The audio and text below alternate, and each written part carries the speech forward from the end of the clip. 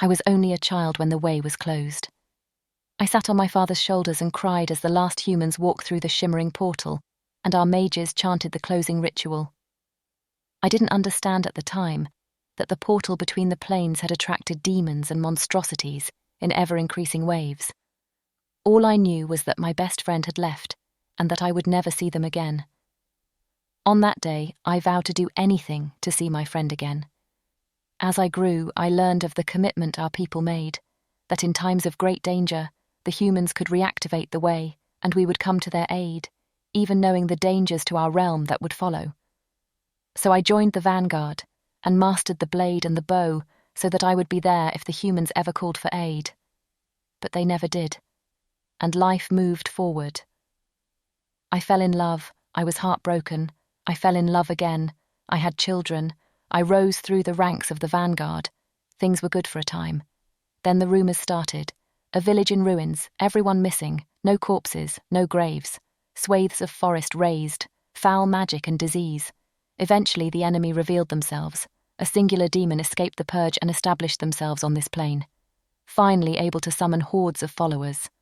The war raged for years. With superior arms and tactics, we won more battles than we lost.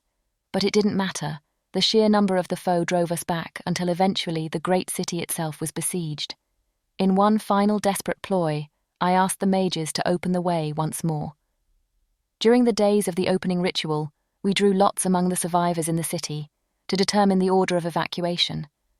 A strange, bittersweet sadness washed over me as I declined the lottery.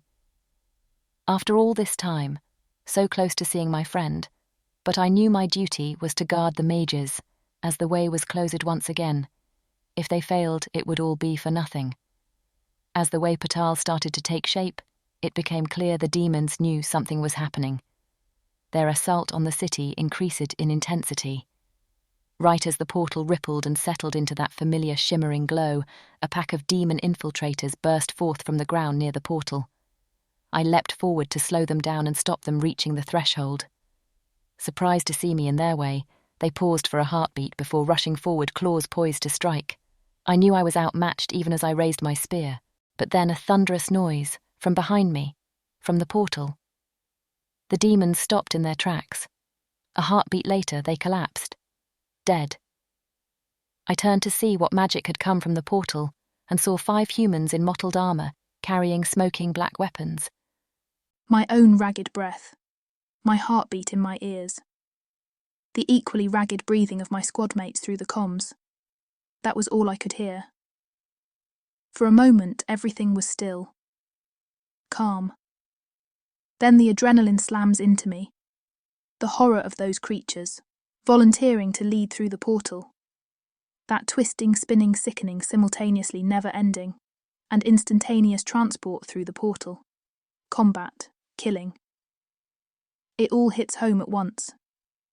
I wrench my head free from the helmet and vomit on the floor. That done, I straighten up and look around. With the green tinge of the combat display out of the way, I can't help but notice the beauty of this place, the sweeping arches, the intricate details, the interwoven plants. But underneath it all, a grim reality poking through. Elegant weapons in easy reach, the smell of blood and smoke in the air, the sounds of barked orders and troop movements, an elderly elf armed with only a spear ready to battle those beasts. I tell them we're there to help. As the crazy spear carrier seems to translate, a cheer echoes through the crowd. 2 of my squad start working to take samples from the 3 different types of creature in the courtyard. More soldiers arrive. We figure out how to communicate. They speak something like Latin, which helps. It turns out the old elf with the spear is something like a general. I try to imagine my general fighting a demon with a spear. I can't. The elves are at war. We agree to help. After a few weeks of skirmishing, defending the besieged city, eventually the drone squadron arrives, their cases full of little automatic drones, or teams of their engineers carrying parts of larger drones. I'm in one of their towers with the old elf when the launch siren wails. One large drone, surrounded by a swirling cloud of smaller drones, takes off over the walls, the mechanical whirring sound out of place in this ancient city. As the cloud of drones reaches the trenches of the enemy, thin tendrils break off and fly down into the trenches. Before long, the wailing of the demons begins. A cheer erupts from the city. The Elves rejoice at the sound of their victory. After a time, a shockwave rocks the city.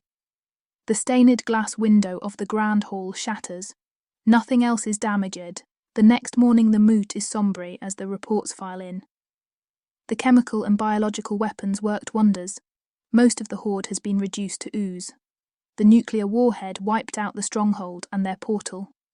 Victory, by any and all means necessary, and along with it departure and disconnection. I was the first through, so they agreed to let me be the last back. Everyone else has filed through and their wizards are readying the disconnection. That elf catches my eyes as I take in this beautiful city over last time. Sadness, appreciation, disappointment, and remembered love washes me as I turn, knowing we will never meet again.